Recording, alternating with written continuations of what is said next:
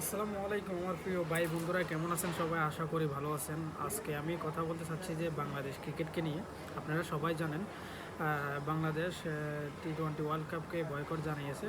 তার সাথে সাথে পাকিস্তানও বাংলাদেশকে সাপোর্ট করতেছে এবং কি এই মুহূর্তে শোনা যাচ্ছে যে কি ইন্ডিয়া আইসিসি যে ম্যানেজমেন্ট আছে তার সাথে সাথে ইন্ডিয়া ক্রিকেট বোর্ড যে বিসিসিআই তারা কিন্তু আইসিসিকে কন্ট্রোল করে। এখন তারা পাকিস্তানকে আপনার হুমকি টামকি দিতেছে যে যেন বাংলাদেশের সাথে না থাকে বা অনেক কিছু করবে, ক্রিকেট থেকে তাদেরকে বহিষ্কার করে দেওয়া হবে, মানে অনেক কিছুই। তো আমি বলতে চাচ্ছি যে এটা কি এখন বর্তমানে আমি দেখতেছি আমাদের দেশি বাংলাদেশিরাও অনেক কিছু বলতেছে। আমরা তো আবেগী, একটা কথা শুনলে আমরা ওইটাকে বিবেচনা করি না, যেটা মনে আসে এটা বলে দিই। মনে করে যে কি বাংলাদেশ ক্রিকেট ধ্বংস হয়ে যেতেছে, বাংলাদেশ ক্রিকেট আর গ্রোয়িং হবে না, এটাই বাংলাদেশের লাস্ট ক্রিকেট ছিল।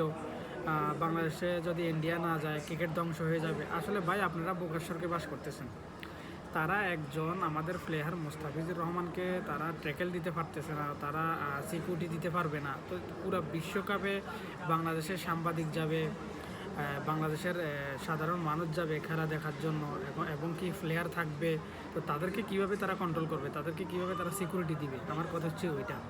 আর একটা বিশ্বকাপ না খেললে যে বাংলাদেশ ক্রিকেট ধ্বংস হয়ে যাবে, বিষয়টা এমন না। আমি এটাও আবার বিশ্বাস করি যে বাংলাদেশের যে অর্থনৈতিক দিক থেকে অনেক ক্ষতিগ্রস্ত হবে, যে ফিনান্সিয়াল যে ব্যাপার স্যাপার আছে, যে ক্রিকেটকে নিয়ে যে ইয়ে আছে ওটা আর কি।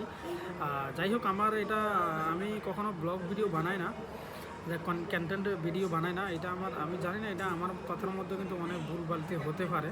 তারপরেও আমি কথাগুলো শেয়ার করার জন্য এই ভিডিওটা বানাইতেছি। আসলে ভাই একটা বিশ্বকাপ না খেললে কিছুই হবে না। মেইন কথা হচ্ছে যে কি দেখেন, ক্রিকেটের আগে কিন্তু দেশের সম্মান, হ্যাঁ। আর আমাদের প্লেয়ার যে মোস্তাফিজুর রহমান বা আমাদের যে বিশ্বকাপে যারা প্লেয়ার যাবে, তাদের যদি কিছু না কিছু হয় বা ছোটোখাটো কোনো বিষয় যদি হয়, তখন আপনারা কি জবাব দিবেন? বা তখন ক্রিকেট বোর্ডের দিকে আপনারা সবাই আঙুল তুলবেন, এবং কি আমিও আঙুল তুলব।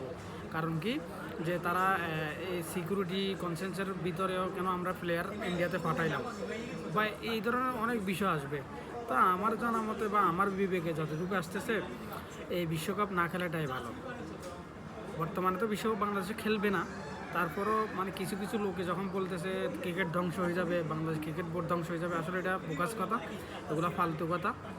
একটা বিশ্বকাপ না খেললে কিছুই হয় না। এর আগে অস্ট্রেলিয়া খেলে নাই, এর আগে তারপরে শ্রীলঙ্কায় খেলে নাই, তারপরে যে পাকিস্তান বিশ্বকাপের সময় তাদের ইন্ডিয়াতে আসে নাই।